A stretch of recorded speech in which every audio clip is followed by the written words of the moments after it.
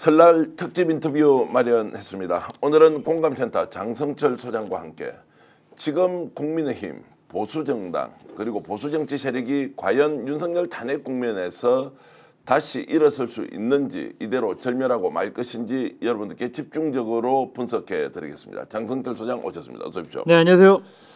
자, 지금 이제 국민의힘이 네. 계속 추락하고 있다. 네. 그런데 이 추락이 어느 정도 최저점을 찍고 다시 반등을 할 것이냐, 아니면 이대로 그냥 끝이 나버릴 것이냐라고 하는, 일단 이 질문에는 어떻게 대답하시겠습니까? 현재로서는 지지율만 보면 반등했다고 본인들은 생각을 하고 있는데, 그것은 착시 효과라고 좀 생각이 들어요. 지지층이 상당히 결집되어 있고 보수파 진영과 그 지지자들이 과잉 흥분 상태에 있다. 그래서 여론조사에 적극적으로 응답을 하고 반응을 하는 것을 보이고 있는데, 그것을 우리에 대한 지지율이 올라가고 있다, 우리가 이번 대선에서도 한번 해볼 만하다, 이런 식으로 생각을 하고 있거든요. 그러니까 보수정당이 체질을 어떻게 바꿀 것이냐, 우리 사람을 어떻게 바꿀 것이냐, 우리 정체성을 어떻게 바꿀 것이냐, 이런 노력을 기울이지 않고 그냥 단순히 지지층만 바라보는 정치를 하고 있기 때문에, 이 상태로 가게 되면 저는 국민의힘은 가망성이 없는 정당이 된다, 그렇게 볼 수밖에 없죠. 자, 현상으로 보면 반등을 했다라는 데는 동의를 하십니까? 동의를 하죠. 그건. 그러면 과잉 표집이라는 것이, 네. 과표집 현상이라는 것이 여론조사상으로 잘못은 없지만 네. 여론을 그대로 반영하는 것이냐라고 했을 때는 좀 다르다고 저는 해석을 하거든요. 정확한 지적이세요. 예. 맞아요. 그러니까 아무리 봐도 이전에 여론조사에 응답하는 분들과는 다르게 보수가 항상 한 150여 분 정도 진보보다 많이 응답을 하더라고요. 우리나라 보수 진영이 갑자기 비상계엄 실패와 윤석열 대통령 탄핵 심판이 진행되면서 갑자기 나는 보수야 라는 사람이 늘어났을 리는 없잖아요. 그러면 현실적으로 보수 지지층이 강하게 결집하고 있다, 결속하고 있다, 이러한 현상이 여론의 지지율 상승으로 나타나고 있다, 이렇게 봐야죠. 이것은 대단한 착시 효과다라고 볼 수밖에 착시 효과다. 없어요. 실제 민심과 여론조사 달라요. 결과는, 조사 결과가 조작이 되지 않았다 하더라도 네. 착시 현상이 있다. 조작은 아닌 것 같아요. 그렇죠. 어떠한 약간의 궤도 이탈, 바이어스 요 정도는 있는 것 같아요. 네. 그거는 여론조사 기법상 잡아들이거나 수정하기는 좀 어려운 것 같아요.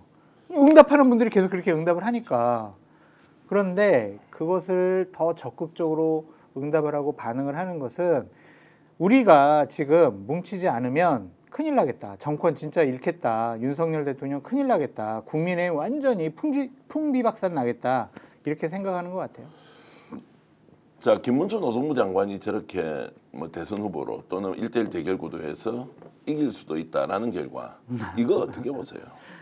그것도 이제 그것도 조작은 아닐 거 아닙니까? 조작은 아닌데 네. 착각이라고 볼 수밖에 없고, 그 시사저널 여론조사를 말씀하시는 것 같은데, 그 여론조사에서 제가 상당히 의아하게 보는 것은 호남의 지지율과 민심이에요.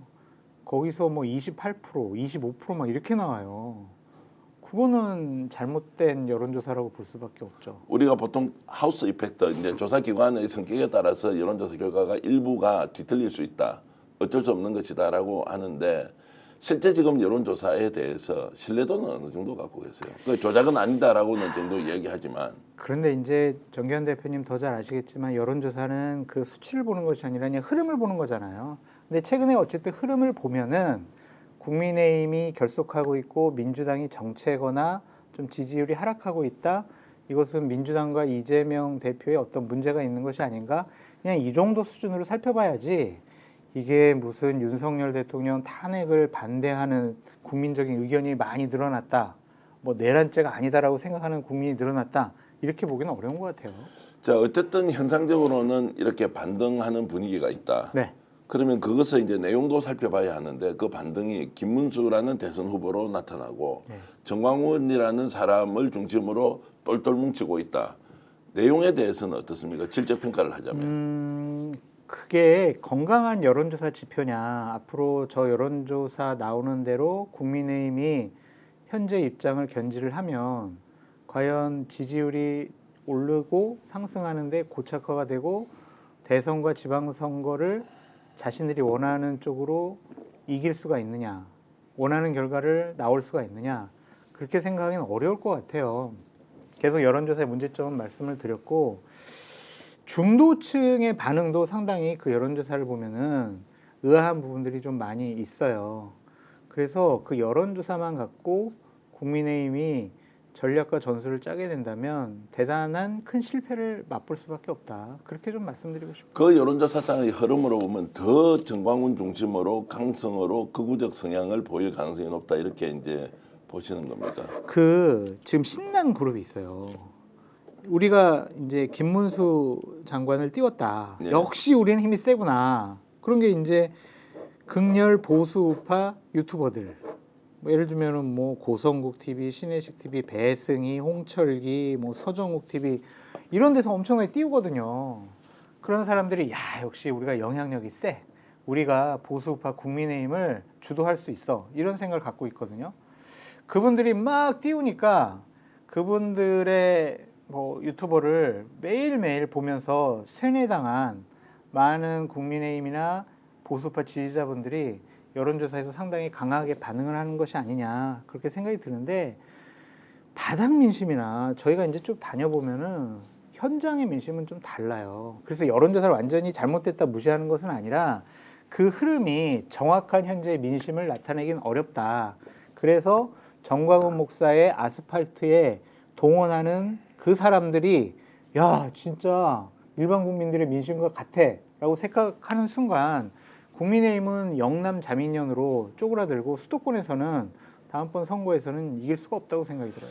그래서 민주당이나 조국혁신당을 지지하는 이제 야권 정치 고관여층은 차라리 잘 됐다. 뭐 대선은 뭐 다가올 것이고 김문수 1등하고 이런 방식으로 국힘에서 네. 계속 가버려라. 그러면 네. 대선은 보나 마나가 아니고 우리가 생각하는 것보다 훨씬 더 격차가 많이 날 것이니 여기에 대해서 괜히 시비 걸지 마라. 그냥 그대로 가도록 놔두라. 이런 이야기도 있습니다. 아니 저도 그런 얘기를 많이 들었고 다음번 여론조사에서 보면 진보 쪽에서 보수 후보를 선택을 하잖아요. 이렇게 지지 나타내잖아요. 그때 김문수, 홍준표 이분들이 가장 높게 나올 수도 있지 않을까. 네. 역선택도 일어나지 않을까. 좀 그런 생각이 드는데 하여간 이 여론조사의 함정에 빠지게 되면은 국민의힘은 살아날 가능성이 없다. 그렇게 보여집니다. 근데 현재로서는요. 여론조사가 뭐 지금 지지를 뒤집힌 것도 나오고 이재명 대표랑 국민의힘 후보들과 엎치락뒤치락 하는 거 나오는데 현재로서는 민주당은 이재명 대표가 대선 후보가 될 가능성이 99%고 대선을 치른다면 이재명 대표가 대통령이 될 가능성이 높죠. 네. 거의 뭐 저는 뭐 확정적이다 그렇게까지 표현을 하는데 일단은 국민의힘 쪽에서는 판을 바꾸기 위해서 상당히 많은 다른 노력도 할 것 같다 그런 생각이 좀 들어요.